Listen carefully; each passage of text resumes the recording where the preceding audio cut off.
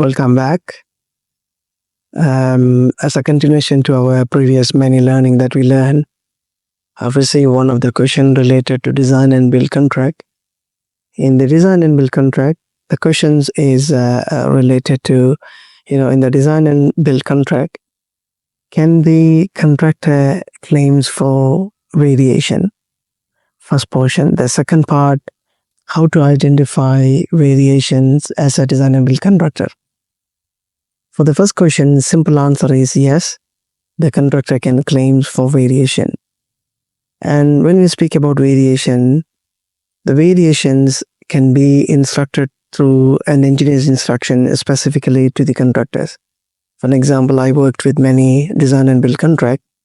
If the employer wants to change anything very specifically, there will be engineer's instruction. So the variations can be instructed through a variation. Or the second one, maybe the employer verbally or other ways might have instructed the contractor to do certain changes, where the contractor should have recorded them through official or formal document.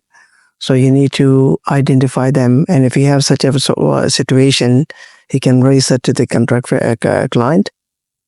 And the third one, I would say that any reasons your time and cost increased, where it's not your fault as a contractor, it's not your fault, but it's because of the employee changes, or maybe the government law changes, or maybe any other reason.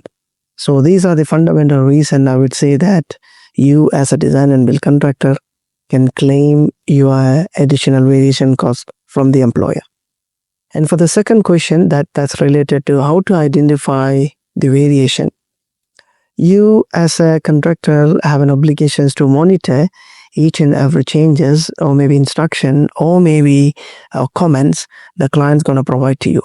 For an example, while I was working for one of the very prominent airport construction, I identified that the employer changed many of the design through shop drawing, and the employee changed many design through variation.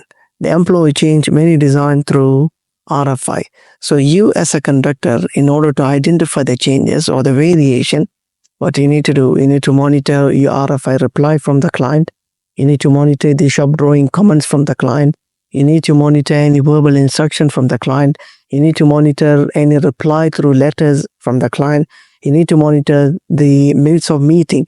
So you as a person, contractors, design and build contractors, responsible person, how you need to identify, or on what basis, or how you can identify by monitoring all the replies or communication from the employer to you.